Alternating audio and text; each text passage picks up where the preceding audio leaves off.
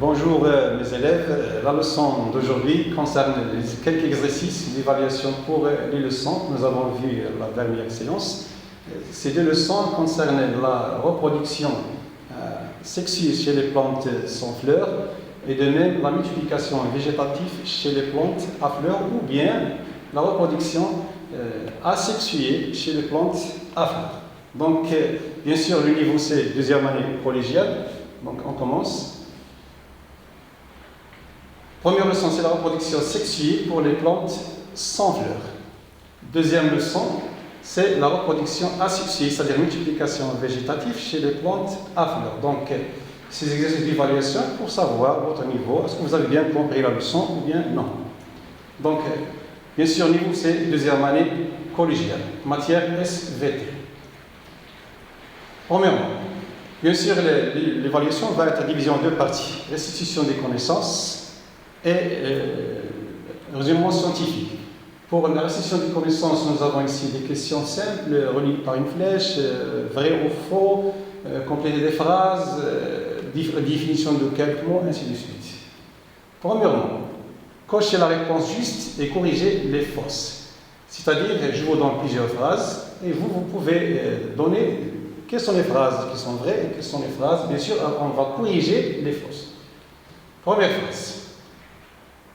Le sport donne un brotal lors de sa germination. Le sport donne un brotal lors de sa germination. C'est-à-dire, nous avons déjà vu que le sport, donc je répète, donc le sport donne un brotal lors de sa germination. Nous avons vu le sport pour les plantes, bien sûr, surtout les fougères. Nous avons dit que le sport existe dans un sac qui s'appelle le sporange. Le sporange qui est la face inférieure de la feuille. Quand il germe, il donne un brotal. Donc ça c'est une phrase qui est vraie. Deuxième phrase. La deuxième phrase, la croissance végétative se fait par les spermatozoïdes. Donc ici on parle d'un autre type de croissance, se fait par les spermatozoïdes. C'est une phrase faux. Pourquoi faux? Parce que la croissance végétative se fait par un organe non succié qui se développe pour donner un nouvel individu. C'est-à-dire, soit par un fragment d'une plante, soit comme par exemple un fragment de tige, soit par les racines, soit par les feuilles, ainsi de suite. Donc la croissance végétative, bien la multiplication végétative des plantes à fleurs ne se fait pas par les spermatozoïdes. Le cycle de vie des fougères évolue en une seule étape. Le cycle de vie des fougères évolue en une seule étape. Nous avons vu aussi le cycle de vie d'une plante, comme exemple le polypode des fougères. Nous avons étudié ce cycle, c'est-à-dire, toujours, comme je dis tout à l'heure, que le cycle commence toujours avec une plante qui est à l'état, c'est-à-dire mature, ou bien une plante adulte, c'est-à-dire capable de produire des gamètes. Nous avons vu que la fougère produit, dans la fougère, on trouve des sporanges. Les sporanges produisent des spores. Les spores, quand ils tombent sur le sol, ils germent. Et ils donnent bien sûr une lame verte, ça s'appelle le brotal, et le brotal produit des gamètes. Donc dans ce cas, le cycle de vie des fougères évolue en une seule étape. Bien sûr, le cycle des fougères n'évolue pas en une seule étape. C'est-à-dire qu'il y a deux étapes. Le cycle de vie des fougères évolue en deux étapes. La première étape, on a la fougère, bien sûr, elle possède des sporanges. Dans le sporange, on trouve des spores. Il germe et il donne une lame verte sous forme d'un cœur, ça s'appelle le brotal. Et le brotal produit des gamètes. Donc on a ici deux phases, ou bien deux périodes. Deuxièmement, la fougère, c'est une plante terrestre constituée des racines, des feuilles, lobées, tiges, souterraines. Bien sûr, ça c'est une phrase vraie. Parce que la fougère, c'est une plante, premièrement terrestre, c'est-à-dire qu'elle est dans la terre, elle n'est pas aquatique, possède des racines, des feuilles lobées sous forme de lobes et des tiges souterraines. Bien sûr, il y a absence des fruits, il y a absence des graines. Donc c'est une phrase qui est vraie. Le bouturage, c'est un mode de reproduction sexuée. Le bouturage, c'est un mode de reproduction sexuée. C'est-à-dire qu'on parle de la reproduction sexuée ici, bien sûr, on parle des gamètes, c'est-à-dire les gamètes mâles, gamètes femelles. Et dans ce cas, Nous avons ici une technique qui s'appelle le bouturage. Donc le bouturage est un mode de reproduction successive. Donc cette phrase, est-ce qu'il est vrai ou bien faux? Donc puisqu'il n'y a pas des gamètes ici, donc c'est une phrase qui est bien sûr faux. Pourquoi? Parce que le bouturage c'est un mode, c'est une technique de reproduction asexuée qui consiste à donner naissance à un nouvel individu à partir soit d'un fragment d'organe. Par exemple, je prends un tige d'une plante et je le mets dans le sol, il me donne une autre plante, une nouvelle individu. Et ce tige s'appelle le bouture. Donc ça c'est une technique, bien sûr, elle est plus utilisée ici au Maroc dans le domaine de l'agriculture et elle est plus efficace. Autre phrase, le protal c'est un sporophyte. C'est quoi sporophyte? C'est-à-dire qu'il produit des spores. Donc à votre avis, est-ce que le protal produit des spores? Bien sûr non. Donc cette phrase est fausse. Pourquoi? Parce que le protal c'est un gamétophyte. Pourquoi on dit gamétophyte? C'est parce qu'il produit les gamètes. Donc je répète. Quand le fougère, bien le sporange libère les spores dans le sol, il germe, bien sûr quand ils sont dans des conditions favorables, la température, l'humidité, ainsi de suite, il germe. Qu'est-ce qu'il nous donne? Il nous donne une langue verte qui s'appelle le protal. Et ce protal-là, il possède les gamètes. C'est pourquoi il s'appelle le gamétophyte. Donc il s'appelle le gamétophyte parce qu'il possède les gamètes. Et le fougère, ou bien le polypode, s'appelle le sporophyte parce qu'il produit les spores. Donc leur nom vient de leur rôle. Le protal, c'est le gamétophyte, il produit les gamètes. Et le fougère, sporophyte, il produit les spores.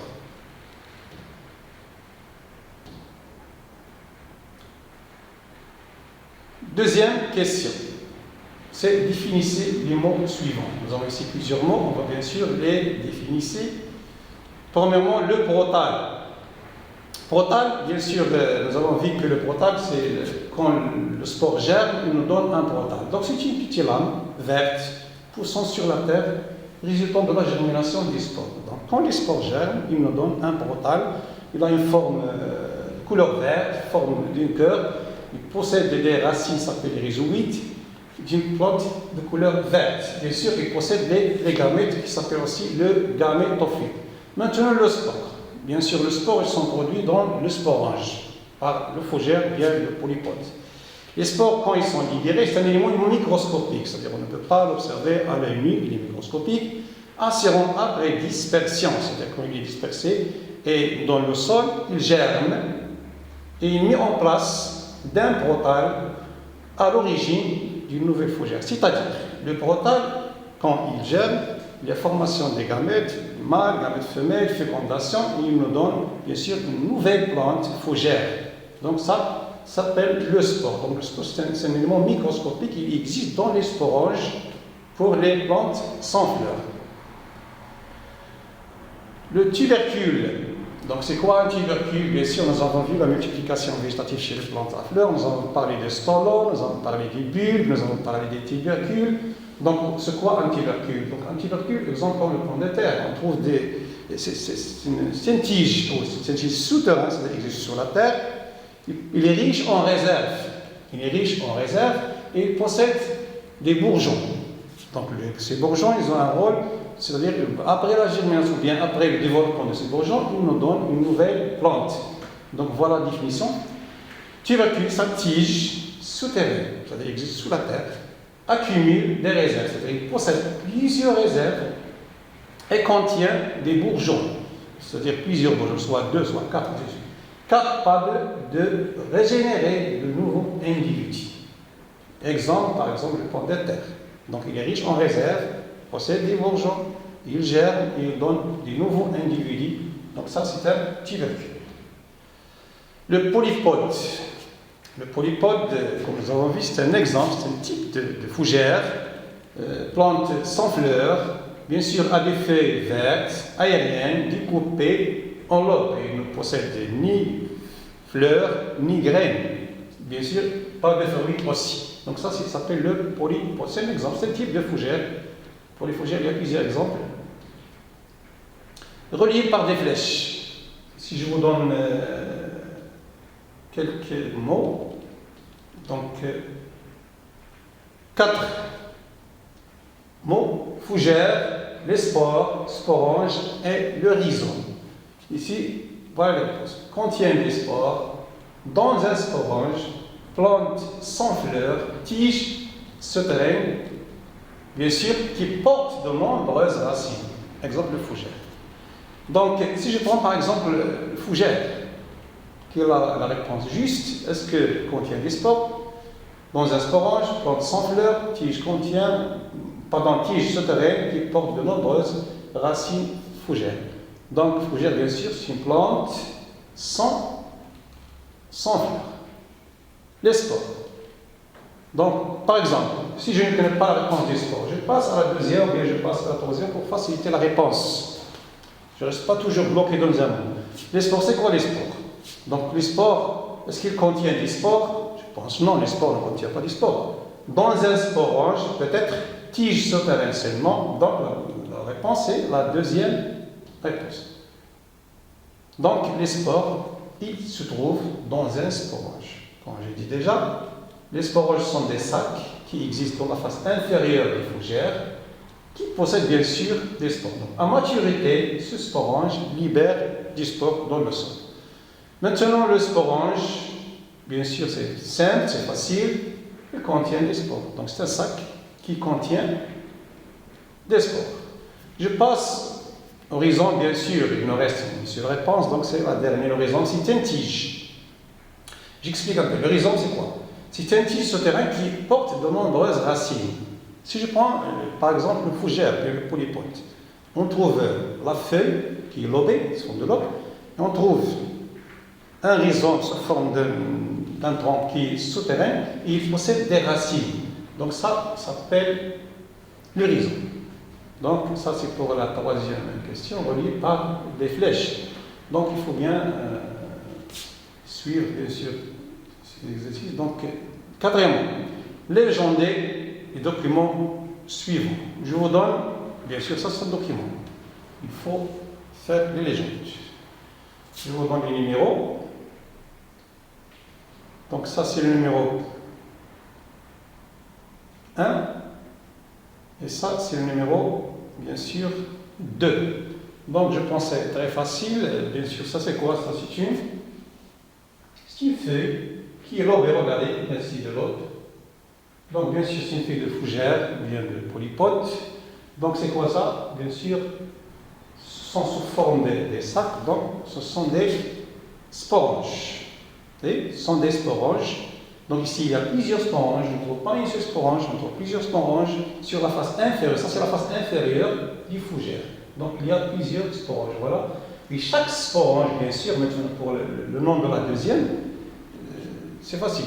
Chaque sporange, il possède des spores. Donc, deuxièmement, ça, ce sont les spores. Vous voyez?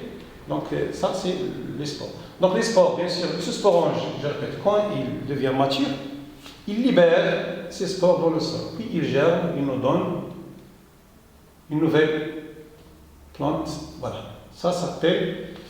Bien sûr, je vous donne aussi le numéro de ce numéro 1, numéro 2 et numéro 3, puis bien sûr le titre. Donc, à votre avis, c'est quoi ça? Bien sûr, la forme se forme d'un cœur, couleur verte, normalement elle est verte. Donc ça c'est un protal, ça c'est un protal. Donc premièrement, ça c'est l'artigone, contient des gamètes femelles. Bien sûr, ça c'est où on trouve les gamètes mâles, s'appellent les entéridies. Donc ici, on trouve les gamètes femelles. Là, ici, ce sont des gamètes mâles, s'appellent les entéridies. C'est pourquoi on dit le protal, c'est un gamétophyte. Pourquoi gamétophyte? Parce qu'il possède des gamètes femelles et les gamètes mâles. Donc son nom s'appelle le gamétophyte. C'est-à-dire qu'il possède où on trouve les gamètes mâles et les gamètes femelles. Troisièmement, bien sûr, ce sont les rhizoïdes, ce sont des racines, mais des racines primitives. Ils ne jouent pas le même rôle comme les racines chez les plantes, bien sûr, à fleurs. Ce sont des rhizoïdes. Bien sûr, quatrièmement, ça c'est un document qui représente un protal. Ça c'est un protal. Et après, bien sûr, la germination du spore, il nous donne ce protal. Et ce protal, il se développe. Quand il devient mature, il y a formation des gamètes. Et dans ce cas, bien sûr, il y a fécondation, il y a la réunion, bien l'union entre les gamètes mâles avec les gamètes femelles pour donner une nouvelle génération, une nouvelle plante, qui s'appelle le polypode ou bien le fougère. Maintenant, on passe à la deuxième partie de l'évaluation, c'est le raisonnement scientifique. Je vous donne ici quelques exercices. Pour l'exercice 1, le document suivant montre le cycle de vie d'un fougère, le polypode. Bien sûr, dans le cours, nous avons déjà vu, nous avons une idée en ce qui concerne le cycle de vie d'un fougère. Cette idée, bien sûr, j'ai déjà noté, donc je vous donne le document, voilà. Ça, c'est le cycle de vie d'un fougère. Toujours, dans un cycle de vie, on commence par un individu qui est adulte. Pourquoi adulte? Parce qu'il est capable de produire les gamètes, soit femelle, soit mâle. Donc, voilà l'horizon, comme je parle tout à l'heure, et ça, ce sont des racines. Ça, c'est un fougère. Ça s'appelle le sporophyte. J'ai déjà dit pour les questions, les premières questions, c'est quoi un sporophyte? Donc, c'est un individu qui produit les spores. C'est pourquoi il s'appelle le sporophyte. Bien sûr, ici, à la face inférieure des feuilles, on trouve plusieurs sacs qui s'appellent les sporanges. Voilà, voilà un sporange. Bien sûr, ce sporange, à l'intérieur de ce sporange, on trouve des spores. Donc, à maturité, le sporange, il va s'éclater et va libérer plusieurs spores. Bien sûr, ils sont dispersés par le vent. Bien. Et quand le spore tombe sur le sol, il gère et il nous donne un portal. Donc, ça, c'est un portal où on trouve les gamètes femelles et les gamètes mâles. Les gamètes femelles, bien sûr, nous avons ici les antérégies et les spermatozoïdes et les archégones, bien on trouve les osphères. Ça, c'est bien sûr la réunion, la fécondation. Donc, la question, comment se déplacent les spermatozoïdes vers l'osphère? Bien sûr, grâce à l'eau, bien à pluie fine. Il faut avoir une pluie fine ou bien la rosée. Donc, les spermatozoïdes nagent, bien se déplacent vers l'osphère où il y a lieu de fécondation et on revient à nouveau à un nouvel individu. Donc, ça, c'est le cycle de vie. La première question. Le portal, bien le polypode, est-il une plante à fleurs ou sans fleurs? Justifiez votre réponse. Donc, le polypode est-il une plante à fleurs ou sans fleurs? Bien sûr, il faut justifier la réponse. Si je retourne au document, donc voilà le polypode. À votre avis, donc, est-ce que c'est une plante à fleurs ou sans fleurs? Bien sûr, c'est très simple et clair, parce que ici on ne parle pas de fleurs, et ne parle pas ici des étamines, on ne parle pas des pistils, tout simplement on parle ici des spores et des sporanges. Donc, le polypode, c'est une plante, bien sûr, sans fleurs, car il se caractérise par l'absence de fleurs et de graines. Donc, une plante sans fleurs, c'est une plante qui ne possède ni fleurs ni graines. Donc, le polypode, c'est une plante sans fleurs. Deuxième question. Que porte la face inférieure des feuilles de polypode à certaines périodes de l'année? Bien sûr, pas durant toute l'année. Il y a des périodes de l'année qui sont précises, où on trouve du printemps jusqu'au septembre maximum. Où on trouve à la face inférieure des fougères certains sacs. Comment s'appellent ces sacs? Bien sûr, s'appellent, ils portent des petits sacs nommés les sporanges. Nommés les sporanges. Donc je retourne au document pour bien comprendre. Donc voilà la face inférieure où on trouve ici deux sporanges. Donc les fougères, les polypodes, ils possèdent à la face inférieure des sacs s'appellent bien nommés des sporanges. Deuxième question, voilà la réponse de cette question. Et pour des sacs, les petits sacs s'appellent les sporanges. Donc, nommez les éléments assurant la dispersion du polypode. Quels sont les éléments qui sont responsables de la dispersion des spores? Bien sûr, ce sont les spores. Donc, les spores qui tombent sur le sol, ils gèrent et ils nous donnent, transportés par le vent, l'eau bien plus fine et ils nous donnent une nouvelle individu. Quatrièmement, relevez les caractéristiques du cycle de développement de la fougère. C'est-à-dire que le cycle du fougère, il est caractérisé par deux étapes. Chez la fougère, la reproduction est sexuée. Premièrement, il est sexué. Pourquoi? Parce qu'il y a des gamètes mâles et des gamètes femelles. Caractérisé par l'alternance de deux organismes distincts. Ici, il y a deux organismes. L'un produit les spores s'appelle le sporophyte, c'est un exemple fougère ou polypote. L'autre produit les gamètes, s'appelle le protale et le gamétophyte. Donc le cycle se caractérise par deux périodes. Il y a alternance de deux périodes, le sporophyte et le gamétophyte. Exercice 2.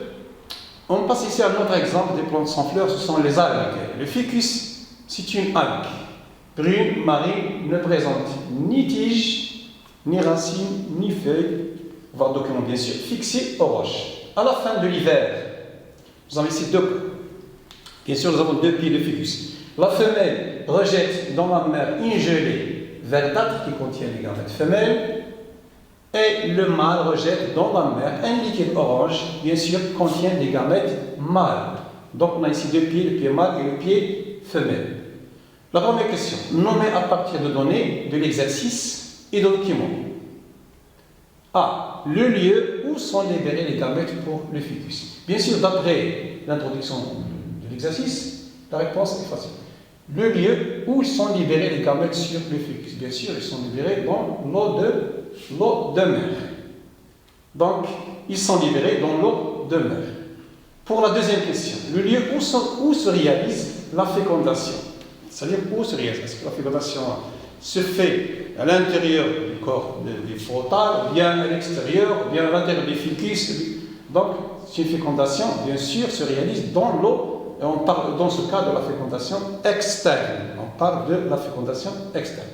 Schématiser le cycle de vie du fœtus et relever ce qui montre qu'il s'agit d'une reproduction sexuée. Donc, voilà qu'on remarque. Le fœtus possède plusieurs ici des poches, ça s'appelle des conceptacles, petites poches où se forment les gamètes ou les spores nombreuses, de nombreuses algues. Donc ça s'appelle les conceptacles. Voilà le cycle des fœtus. On a deux pieds ici, pied mâle et pied femelle. Donc, bien sûr, pour le pied femelle, il y a l'émission des oosphères. Et le mâle, il produit des spermatozoïdes. Bien sûr, quand il y a gamète mâle, gamète femelle, il y a une fécondation. Fécondation nous donne germination d'une œuf et d'un nouvel individu qui se forme. Donc voilà le cycle des fœtus. On commence par un individu femelle adulte et un individu mâle adulte. Bien sûr, le rôle de la femelle, c'est au niveau des conceptacles femelles. Au niveau des conceptacles femelles, et le mâle, on a des conceptacles mâles. Dans ce cas, le conceptacle femelle, il produit des gamètes femelles. Comme je vous avais vu tout à l'heure, au document des ficus, il y a des poches, ça s'appelle les conceptacles. Dans ces conceptacles, il y a les femelles et les mâles, ils sont séparés. Pour les conceptacles femelles, on trouve des gamètes femelles, ça s'appelle les oosphères. Et dans les conceptacles mâles, on trouve des gamètes mâles, ça s'appelle les entérozooïdes. Donc, dans ce cas, puisqu'il y a les gamètes, on parle de la fécondation. Donc, la réunion de ces gamètes se fait à l'extérieur du fœtus, c'est-à-dire dans l'eau de mer. Dans ce cas, on parle de la fécondation. La fécondation, toujours, il nous donne ici le œuf s'appelle le zygote. Le zygote nous donne, bien sûr, un nouvel individu à deux cellules. Bien sûr, il y a ici une série de divisions cellulaires qui nous donne un jeune fœtus. Et le jeune fœtus, après développement et après croissance, il nous donne soit le pied mâle, soit le pied femelle. Donc, ça, c'est un cycle qui résume le cycle de vie de fœtus. Et dans ce cas, on parle de la reproduction, bien sûr, sexuée chez ce type des algues, parce qu'il y a plusieurs types d'algues, les algues vertes, les algues brunes. Ça, ce sont les algues brunes. Je parle de la fécondation ici sexuée. Pourquoi sexuée? Parce qu'il y a présence des gamètes mâles et les gamètes femelles. Et la fécondation est externe. Les gamètes mâles sont produits par le pied mâle et femelles sont produites par le pied femelle. Donc, en conclusion, la reproduction asexuée ou bien sexuée chez les algues, bien chez les fougères, toujours il y a intervention des gamètes, soit mâles, soit femelles. Ils nous donnent une nouvelle individu qui se développe pour donner, qui devient mature, ou bien devient adulte, et lui-même est capable de produire des gamètes. Et merci, chers élèves.